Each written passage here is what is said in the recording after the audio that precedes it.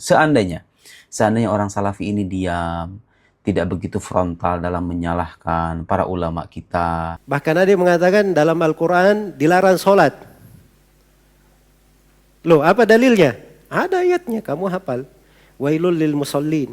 Meluruskan sesuatu yang keliru. Seandainya orang Salafi ini diam, tidak begitu frontal dalam menyalahkan para ulama kita, mengakui kesahihan mazhab, tidak gampang menyesatkan kecuali dengan dalil-dalil yang kokoh, saya kita semua akan bergandengan tangan.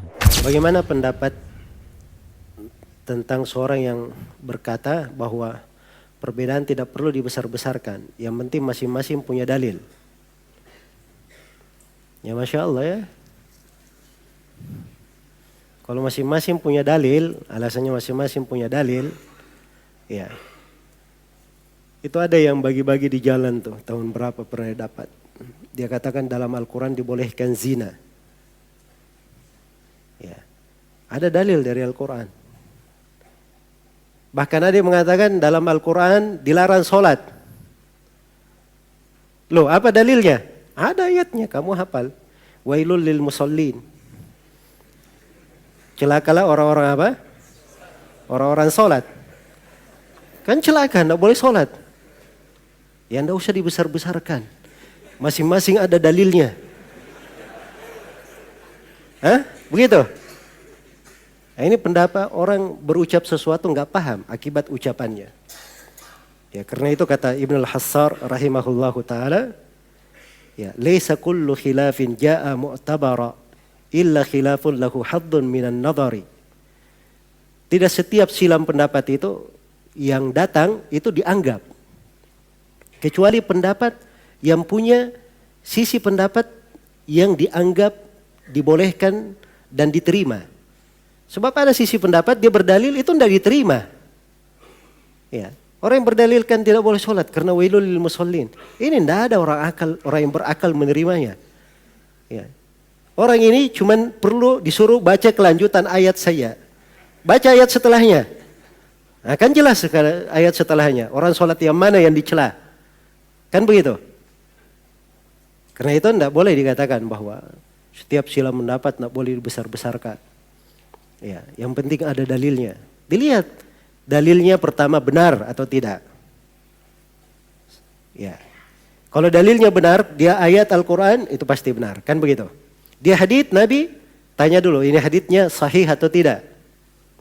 Kalau haditsnya sahih, ada pertanyaan yang kedua. Pemahaman kamu benar atau tidak? Ya.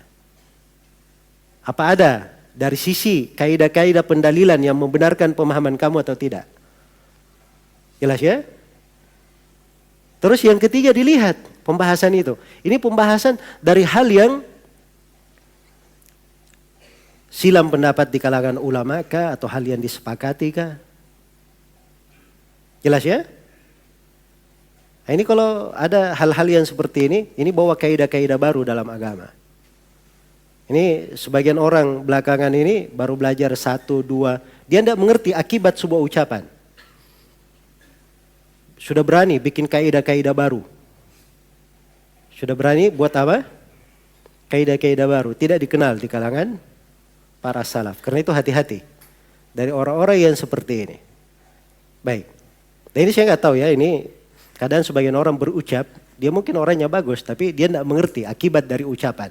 Meluruskan sesuatu yang keliru itu bukan karena benci, bukan karena ingin ribut, tapi karena agama ini amanah. Kita ini sama-sama cinta sunnah, sama-sama mengaku ahlus sunnah, sama-sama ingin selamat di hadapan Allah. Tapi masalahnya bukan di beda pendapat. Masalahnya adalah cara menyikapi kebatilan. Dalam potongan video sebelumnya, Muhammad Nuruddin justru mengarahkan kita untuk diam, tidak perlu bersuara, tidak perlu menjelaskan, karena katanya, tidak apa-apa beda pendapat, masing-masing punya dalil.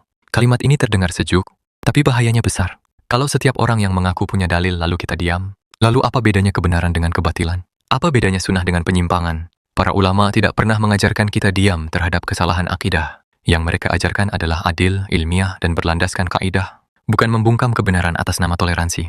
Dan disinilah pentingnya penjelasan para ulama. Bukan semua dalil itu benar, dan bukan semua pemahaman atas dalil itu lurus. Untuk itulah kita simak penjelasan tegas dan ilmiah dari Ustadz Zulkarnain Muhammad Sunusi Hafizahullah tentang bahaya ucapan. Yang penting ada dalil, tidak usah dibesar-besarkan.